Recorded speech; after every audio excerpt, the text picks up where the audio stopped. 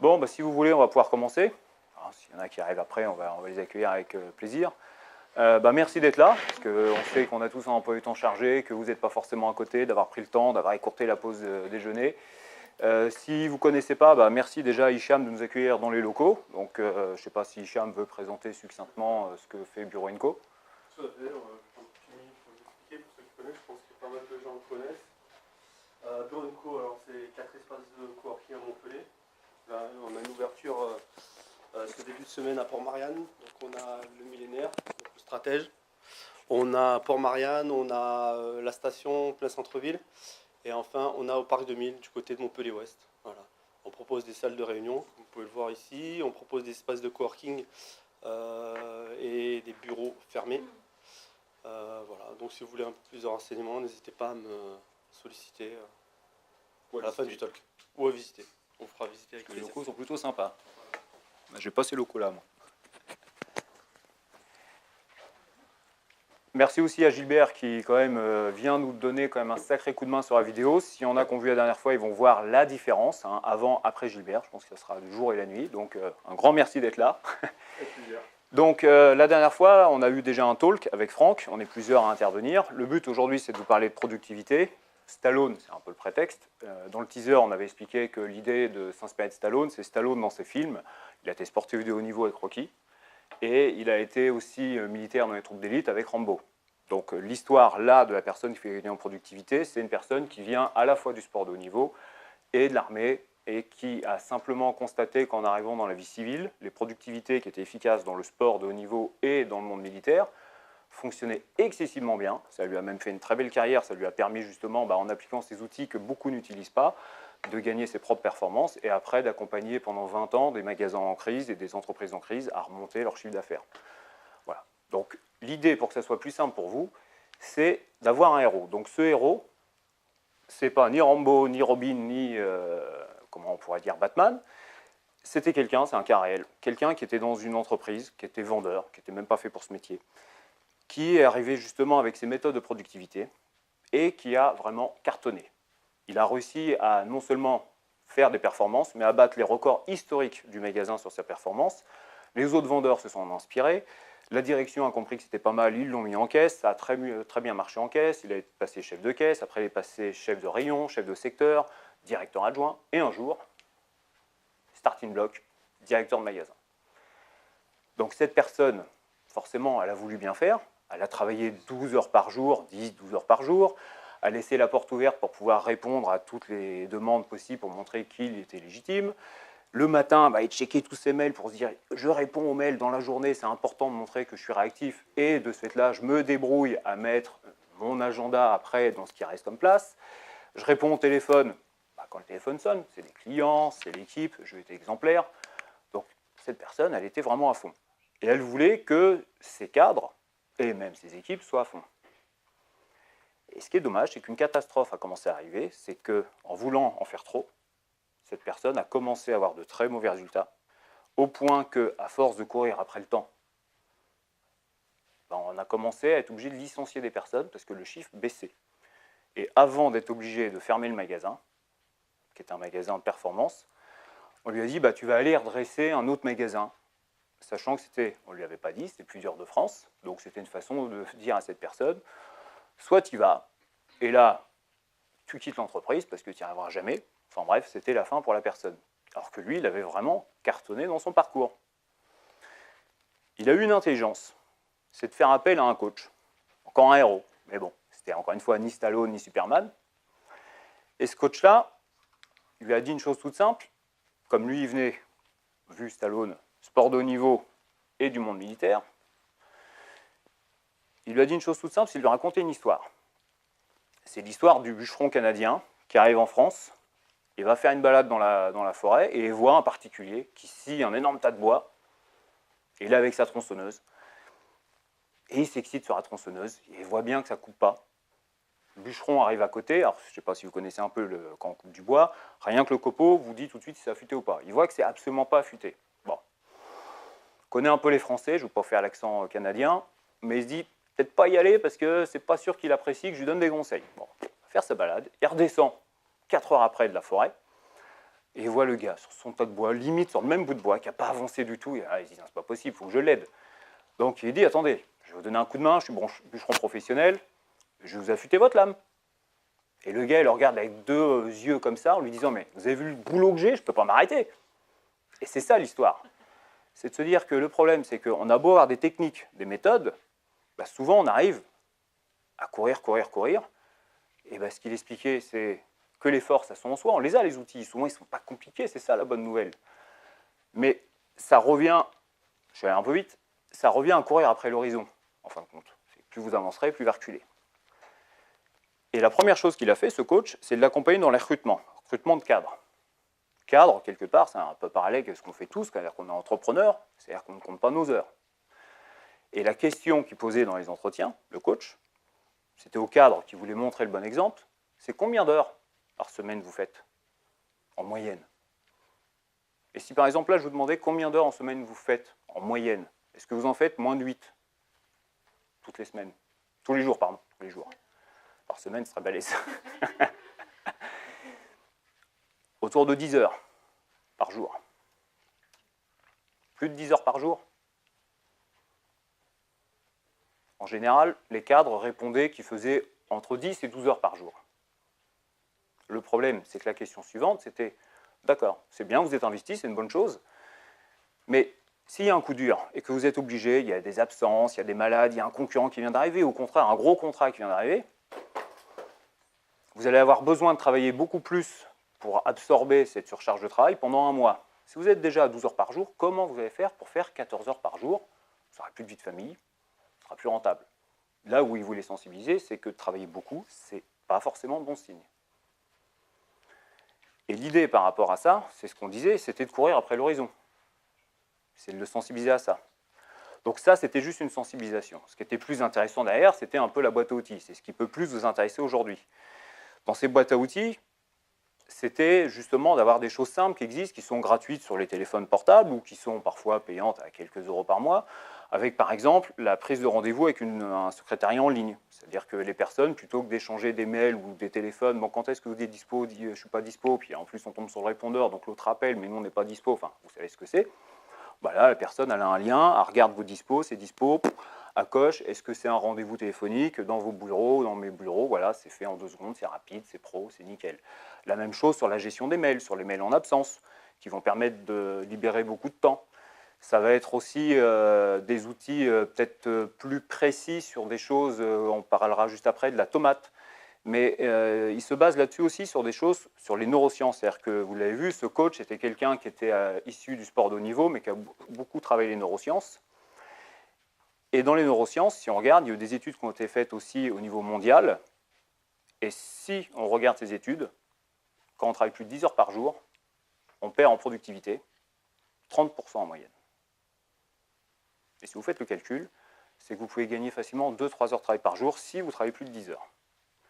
Si on compare ça au niveau européen, on regarde les personnes qui travaillent le plus en Europe, sont les Grecs.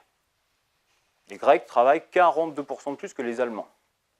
Si on compare leur productivité, les Allemands sont 70% plus productifs. Donc c'était cette sensibilisation-là. Et les outils que je parlais, par exemple, avec la tomate, s'il y en a qui connaissent, c'est un outil de productivité simple que vous pouvez trouver sur Internet. Vous tapez Pomodoro, c'est en italien. C'était un des premiers spécialistes de la productivité et de la gestion du temps qui a trouvé un chiffre précis de savoir la productivité optimale de quelqu'un au niveau du temps de concentration maximum. Contrairement à ce qu'on entend souvent et ce qu'on voit dans les formations que vous avez déjà eues. En général, les pauses, c'est toutes les 2 heures, ou les réunions, toutes les 2 heures. Productivité maximum, 25 minutes. Donc, dès que vous travaillez plus 25 minutes, vous perdez en productivité. Et vous perdez 27% en moyenne.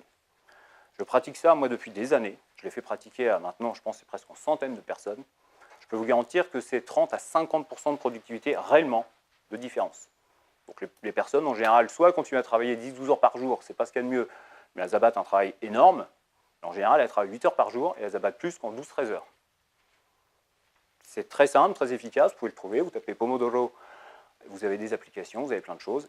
Et l'idée de ça, c'est pendant 25 minutes, vous travaillez à fond. C'est-à-dire à fond, vous avez un gros travail qui forcément va durer plus de 25 minutes. Donc vous le fractionnez. Donc première chose, déjà, ça vous oblige à fractionner vos tâches. Ça vous oblige aussi à mieux timer, parce que souvent on va se rendre compte qu'on imaginait passer 2 heures, et puis quand on commence à le couper en 25 minutes, on se rend compte que ça va prendre 4 heures.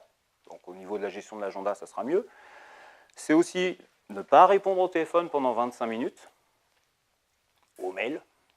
Alors souvent, beaucoup de gens me disent ah oui, mais j'ai des clients. Quand on était sous-marinier, on appliquait ça. Donc si le feu dans un sous-marin peut attendre 25 minutes, je peux vous garantir qu'un client peut attendre 25 minutes. Vous allez le rappeler. Donc l'avantage, c'est qu'en plus, vous aurez eu le temps de comprendre ce qu'il veut, il a laissé un message, quel dossier, vous serez plus pro, plus rapide, plus productif. L'autre avantage, c'est que vous en avez certainement aussi comme ça des clients qui, plutôt que de réfléchir à la réponse, ils ont pris le réflexe de vous appeler. Sauf que quand vous les appelez 25 minutes après, par expérience de plein de clients et personnels, ils vous disent « Non, c'est bon, j'ai trouvé ».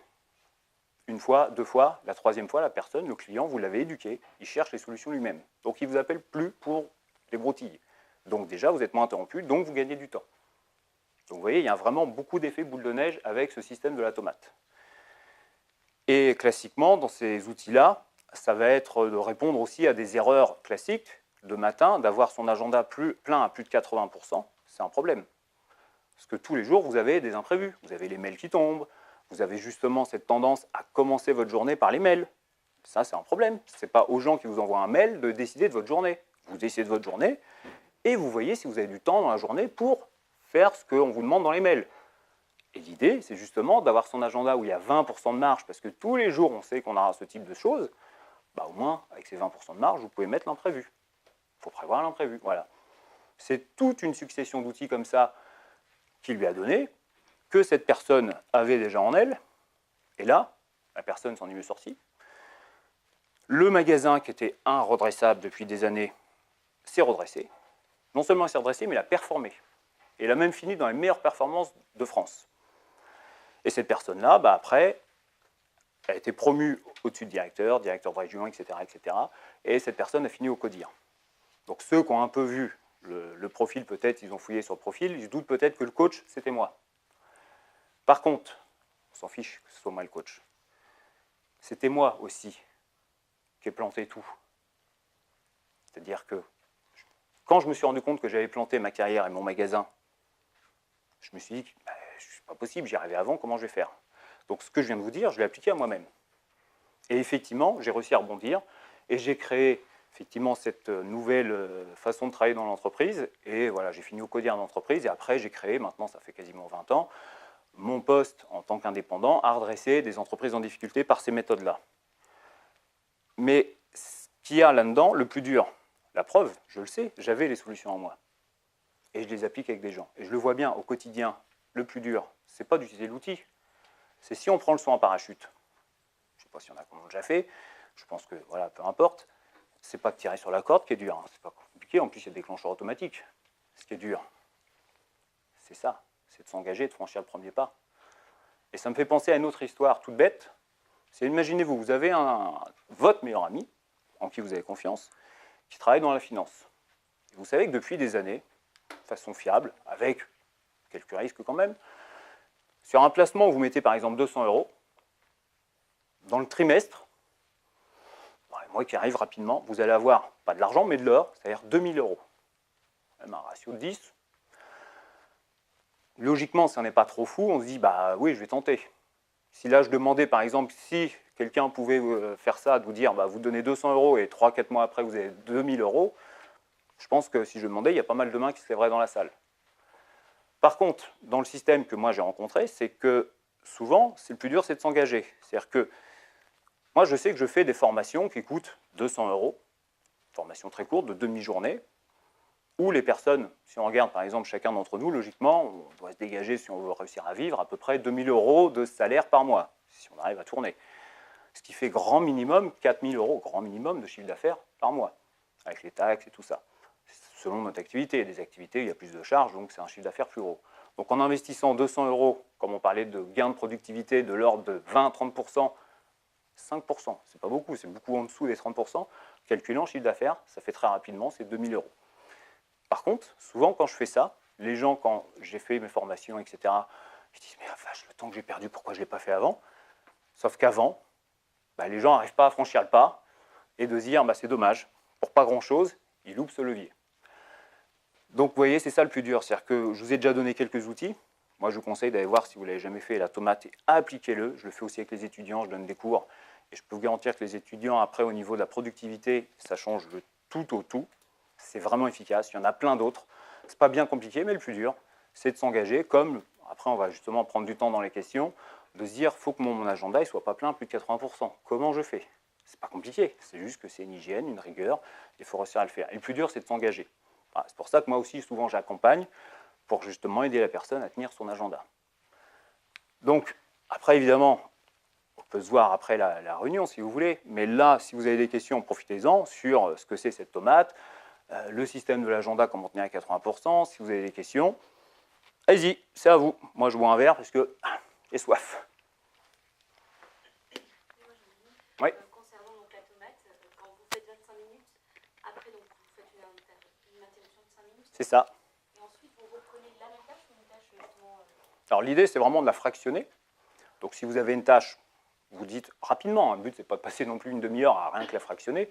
C'est bon, bah, j'ai ça à faire. Même quand moi, je prépare des choses comme ça, c'est de me dire, bon, bah, dans 25 minutes, j'imagine être, par exemple, d'avoir fait la trame. Dans 25 minutes supplémentaires, j'imagine avoir chopé toutes les idées, toutes les infos. Et 25 minutes après, j'estime avoir tout mis en ligne.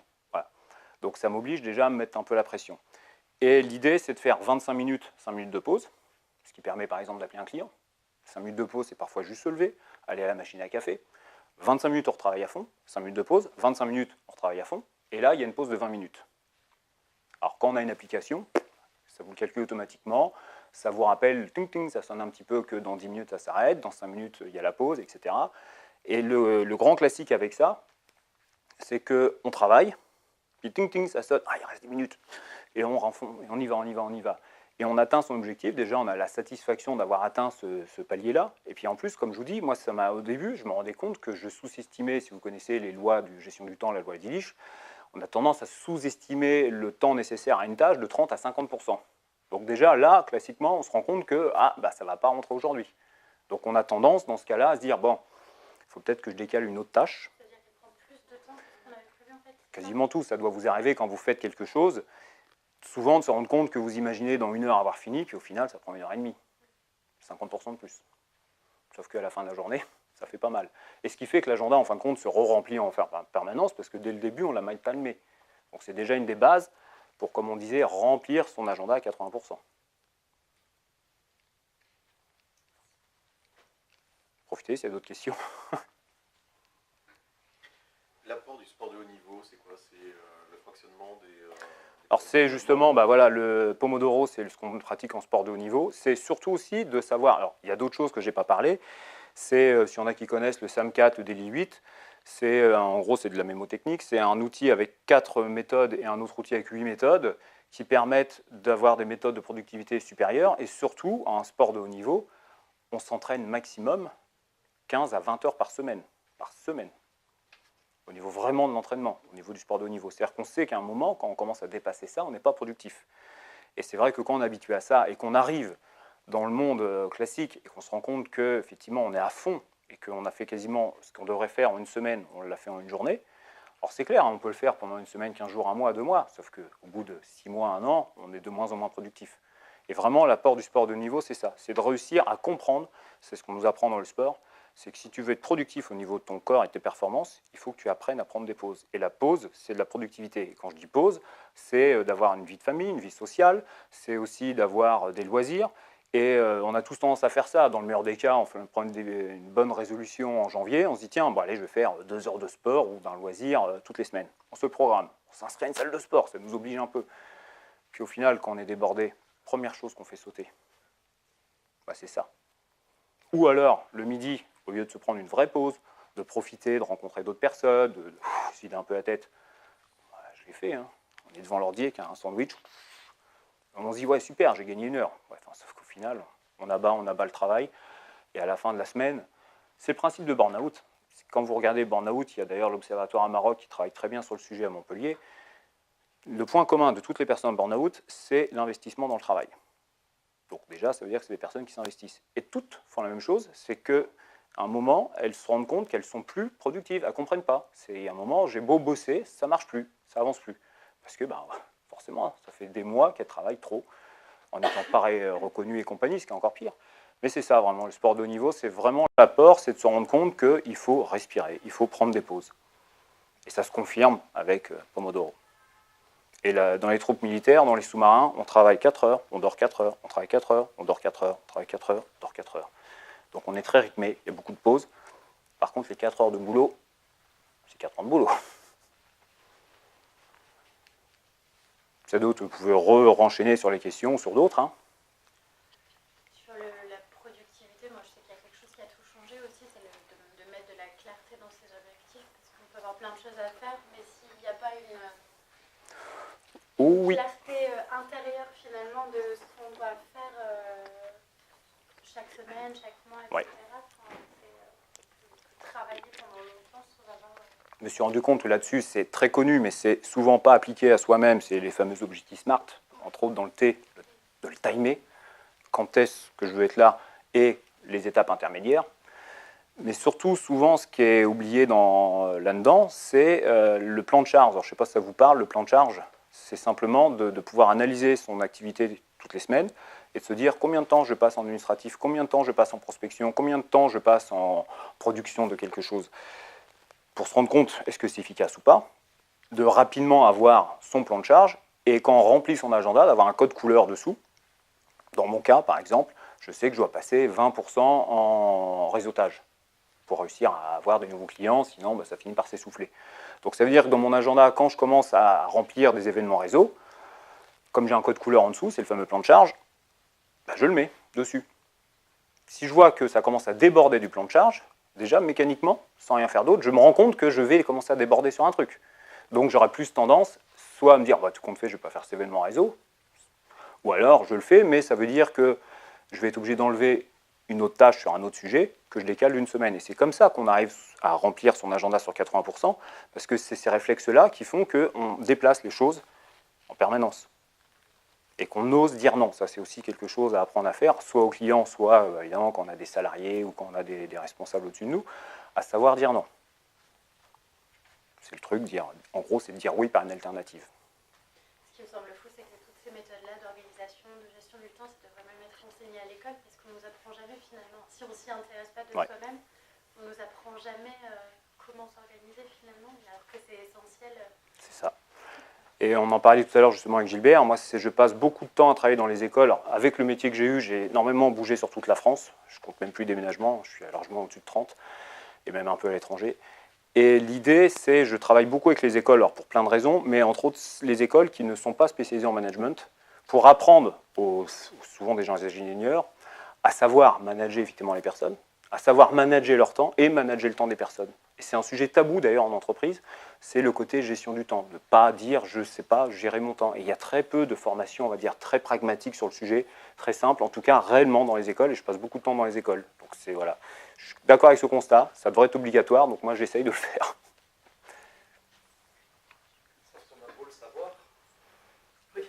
C'est ça la difficulté. Ce que je disais, c'est pour ça que j'ai fait un petit parallèle sur l'engagement.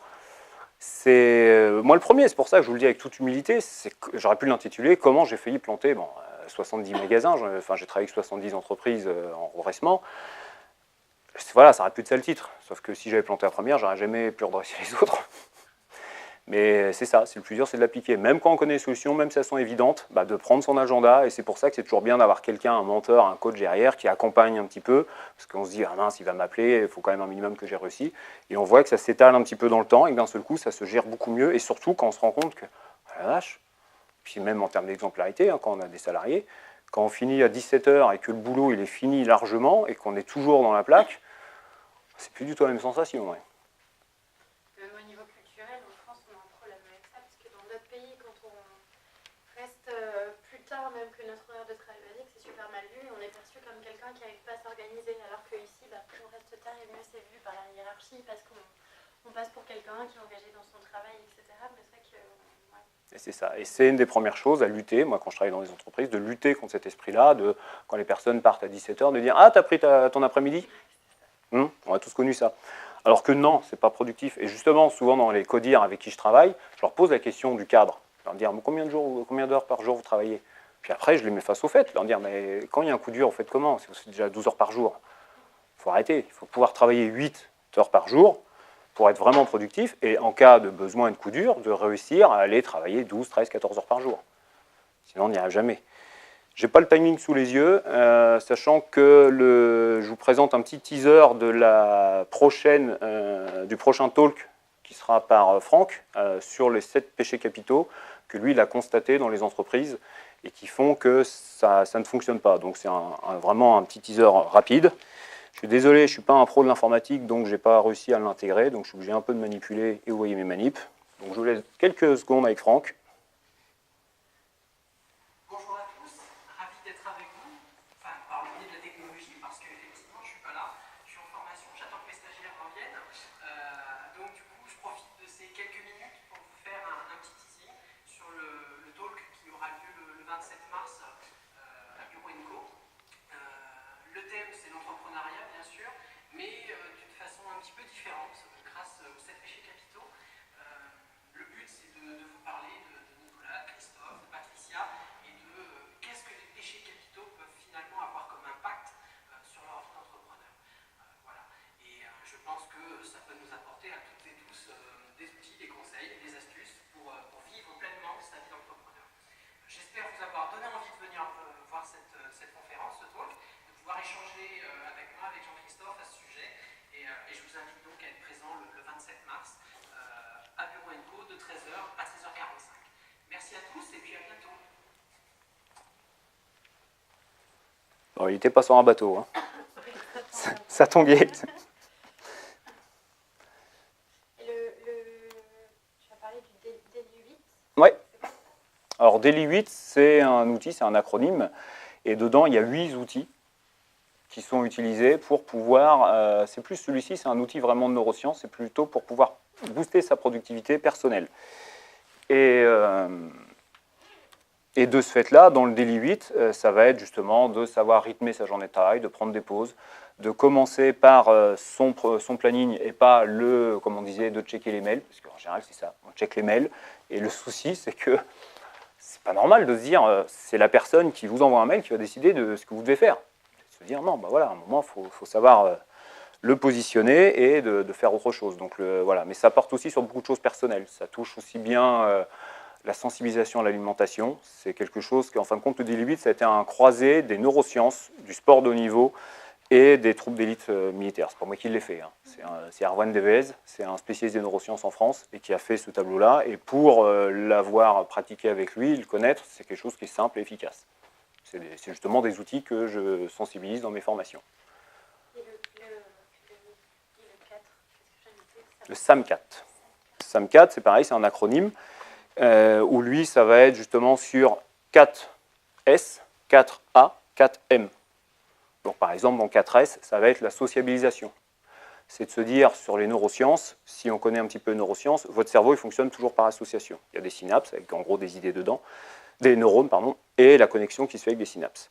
S'il y en a qui ont entendu parler de ça, à partir de 23 ans, le cerveau a mis en place ce qu'on appelle la dissonance cognitive. C'est-à-dire que les connexions qui servent moins, il les balaye, il les éjecte. Donc ce qui fait que votre cerveau, au bout d'un moment, est formaté sur certaines idées. Ça peut être les croyances, justement, ce que vous parliez de l'échec par rapport à certaines cultures dans d'autres pays. Ça peut être évidemment plein d'autres choses. Et ce qui va se passer, c'est que votre cerveau va balayer ça. Et quand on parle de sociabilisation, ce que va parler le SAM4, ce n'est pas d'avoir beaucoup d'amis ou d'avoir une bonne qualité d'amis. C'est en permanence d'avoir de nouveaux cercles de relations. C'est-à-dire, si on est habitué à travailler avec des gens de notre âge, d'avoir d'un seul coup, comme là je le fais avec des étudiants, d'avoir des gens plus jeunes que nous, ou des gens plus âgés, des gens avec un niveau social plus élevé ou plus bas, des gens qui viennent de France ou d'étrangers, parce qu'on l'a dit, il y a vraiment d'autres cultures. C'est, voilà, le SAM4, ça sera par exemple sur la sociabilisation, de parler de comment on peut sociabiliser pour entretenir son cerveau et que son cerveau soit beaucoup plus performant. Ces deux outils sont vraiment basés sur les neurosciences. C'est vraiment une neuroscience qu'on a mis ça en place en s'inspirant de choses qui fonctionnent dans différents domaines. Voilà. Et il y en a 4 dans le S, il y en a 4 dans le A, il y en a 4 dans le M. Vous voyez, c'est en fin de compte à chaque fois des outils simples. Parce que l'idée, voilà, c'est en société. Sujet de conférence, hein. Ah le SAM4 est pas très... Ils sont en fin de compte, chaque outil est rapide. Par contre, de l'appliquer, c'est compliqué. Alors, sur ce fameux truc du SAM4 et du DD8, l'idée, c'est personne ne mettra en place, parce que 4 x 3, ça fait 12 sur le SAM4, et 8, ça fait 20.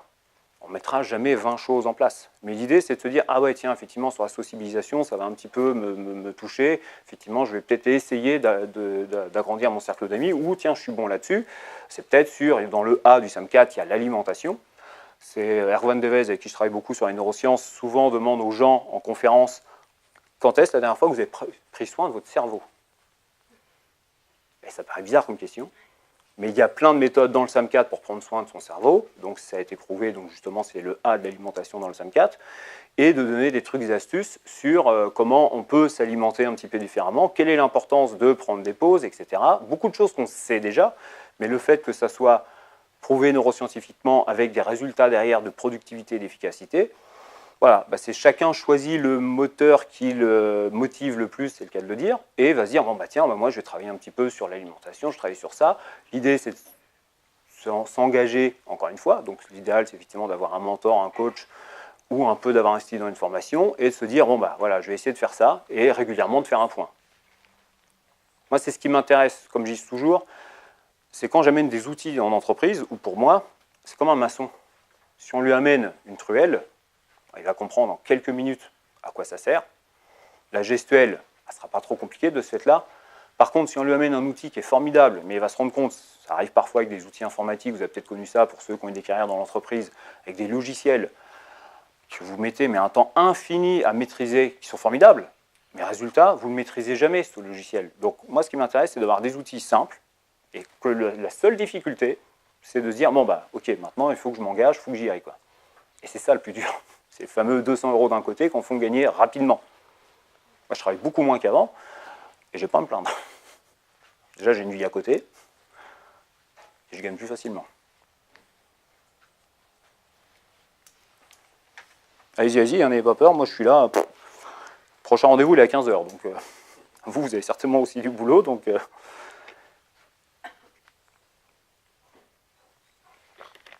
oui. Comment les entreprises font appel à vous? Parce qu'elles n'ont pas forcément fait le diagnostic de mauvaise organisation, mauvaise gestion du temps, etc. Oh oui, complètement. Alors, comme j'ai une formation de consultant, l'idée, c'est je fonctionne exclusivement quasiment par le bouche-oreille. Je ne sais même pas si j'ai des clients que je démarche réellement. J'essaye de me faire connaître, surtout là, je viens d'arriver sur Montpellier, donc voilà, on me connaît dans d'autres réseaux ailleurs en France. Et c'est souvent par recommandation. Mais l'idée, c'est que les gens m'appellent le pompier managérial. C'est-à-dire, ils m'appellent toujours quand c'est le feu, parce que je suis quand même très spécialisé, moi, sur le management humain. Et ils m'appellent, c'est le feu dans telle structure, etc. Il faut éteindre le truc. Ok. Mais comme je suis consultant, ce que je leur dis pas, c'est qu'on passe du temps à discuter. Je prends beaucoup de temps à discuter avec eux et à déceler, surtout que j'ai des pompiers, c'est pas d'éteindre le feu, c'est qu'ils ne se rallument pas. Donc j'essaye de comprendre entre les lignes ce qui a allumé le feu.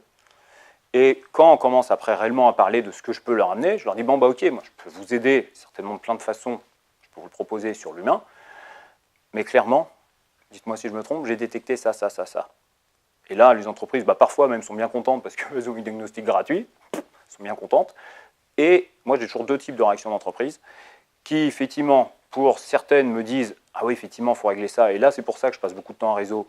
Je ne suis pas un spécialiste. Par exemple, on se connaît assez bien avec Damien pour ça.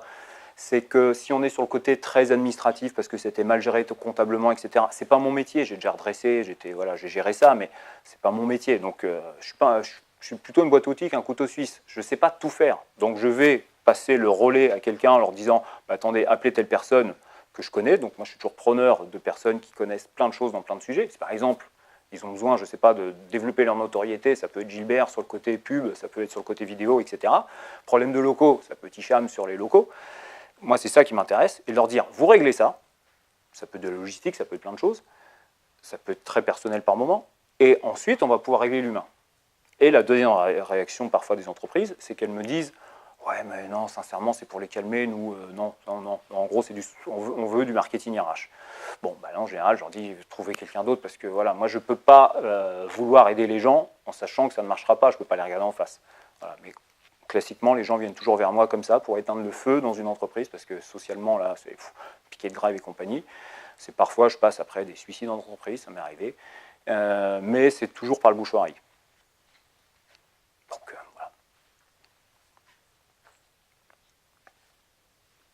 j'ai toujours pas l'heure, il faut dire, n'hésitez pas, s'il y en a qui ont des rendez-vous. 42. 42, donc on est dans la plaque.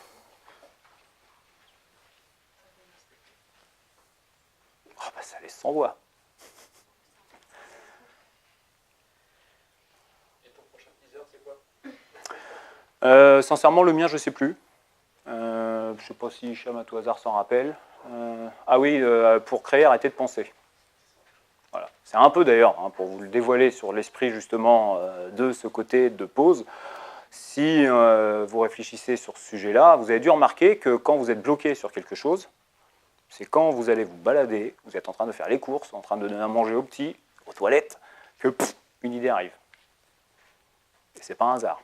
Le but justement de ce talk, ça sera de vous démontrer comment neuroscientifiquement vous montrer que c'est ça qui fonctionne. Et donc, en ayant la méthode, de ce fait-là, de l'impliquer, enfin de la créer dans sa méthode de travail. Et de se dire, quand j'ai besoin de créer, il va falloir que j'apprenne mécaniquement à programmer mon cerveau pour ça. Et ne serait-ce que, encore une fois, je vais revenir sur cette fameuse tomate.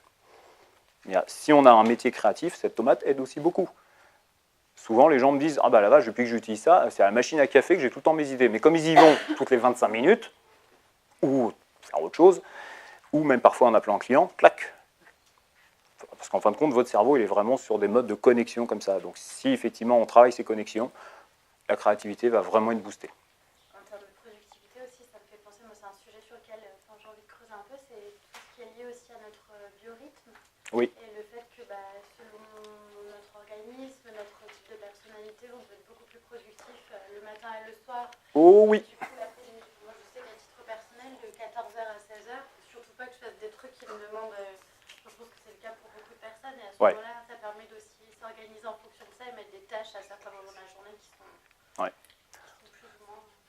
Moi, je vous invite, pour ceux qui à la rigueur connaissent un petit peu mais ne sont pas allés loin, effectivement de fouiller ça. Moi, j'en parle justement dans mes formations, c'est les rythmes circadiens.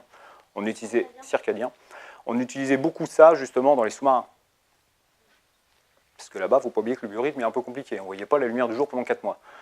Donc il y a intérêt de le travailler. Et si eux, neuroscientifiquement, c'est ce qui fait la différence dans l'équipage de sous-marin par rapport à l'autre, on ne travaille pas ça au niveau de l'éclairage, du rythme de travail, je peux vous garantir que ça fait une énorme différence. Je ne parle même plus de productivité, sur le fait que tout le monde ne s'étrangle pas au bout de quelques semaines. Parce que n'oubliez pas, quand même, 111 personnes dans un tuyau, ça peut créer des tensions.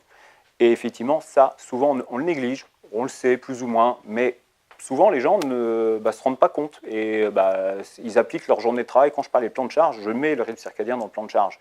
C'est-à-dire à quel moment vous êtes plus productif, et donc il y a une couleur différente sur le plan de charge, donc sur votre agenda, pour pouvoir se dire, ça, c'est des moments où je peux favoriser des travails de longue durée, des travails de courte durée, des travails créatifs.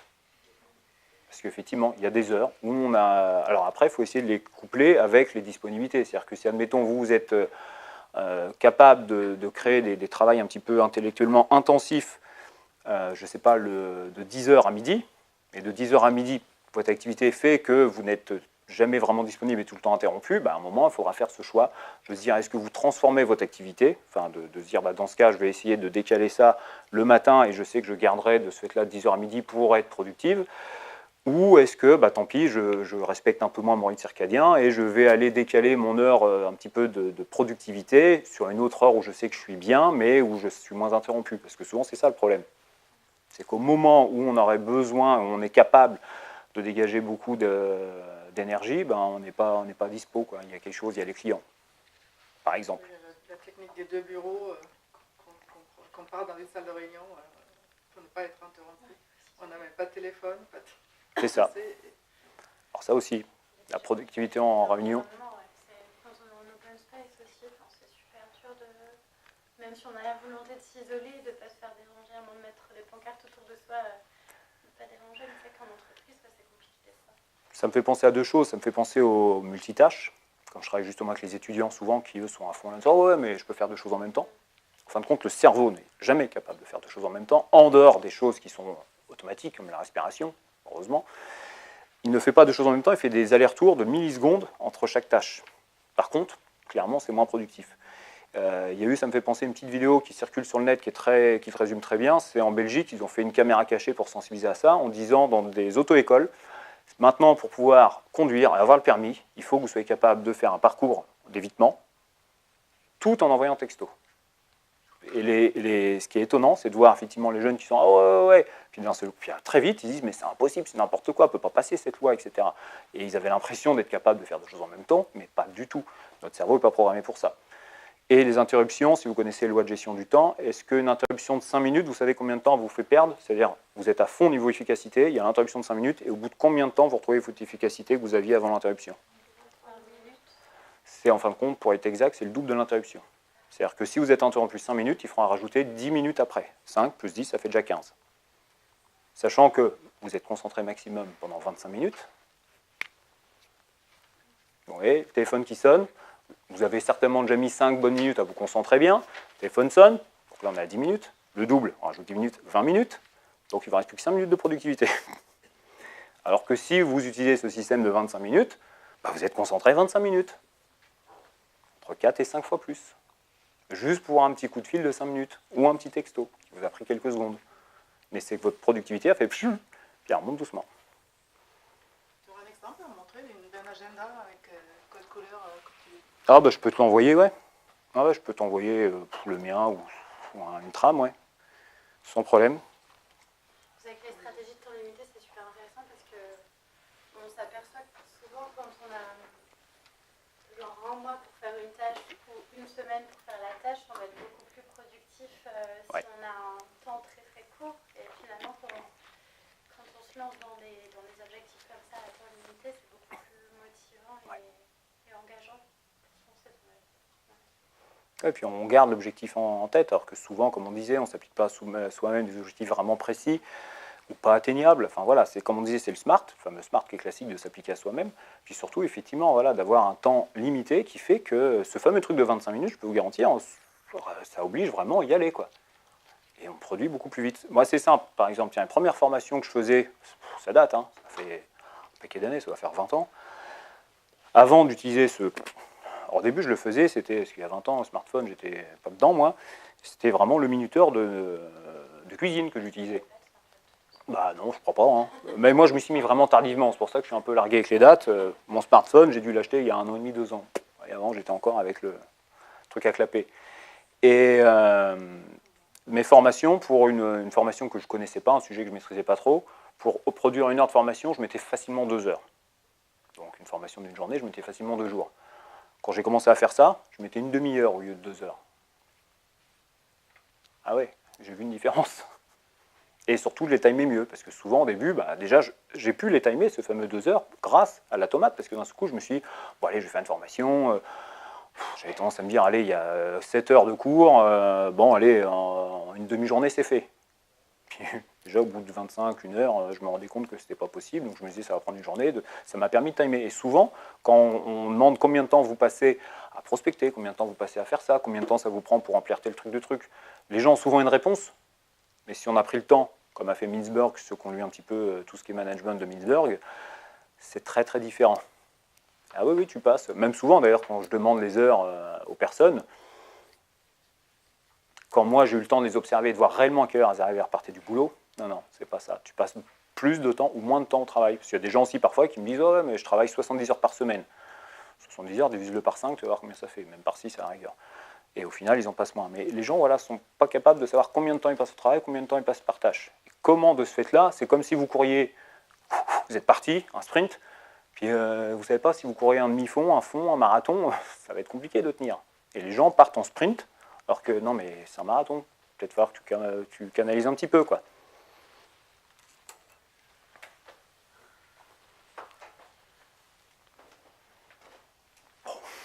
Oh, j'ai jeté un froid.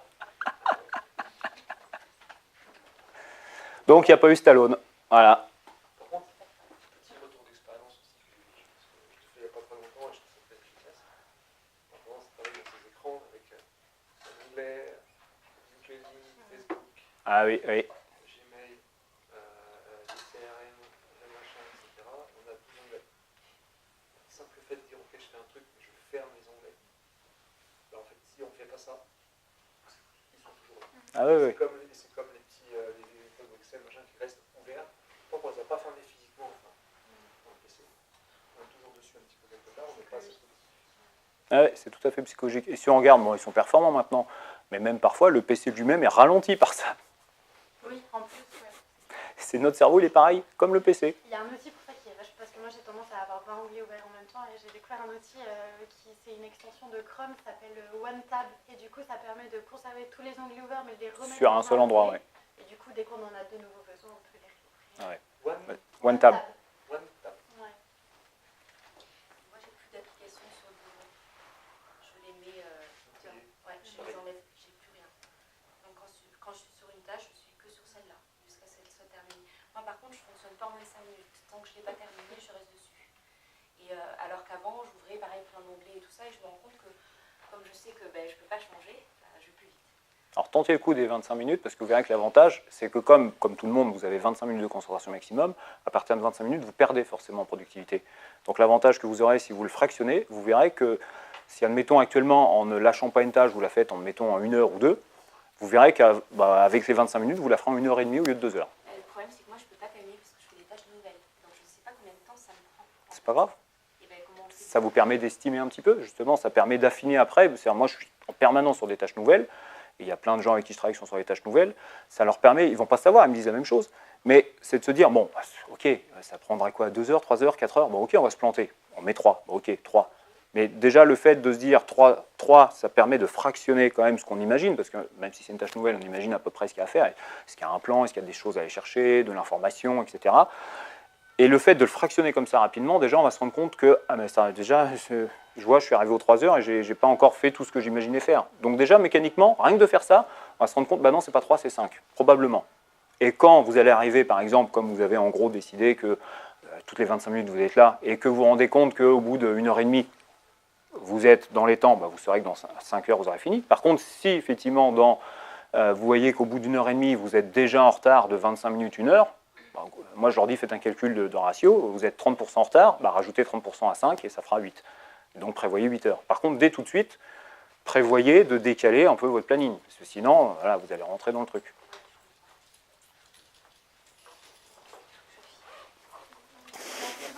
Merci à vous. Voilà, je vais être rouge là. Je dois être rouge. Merci.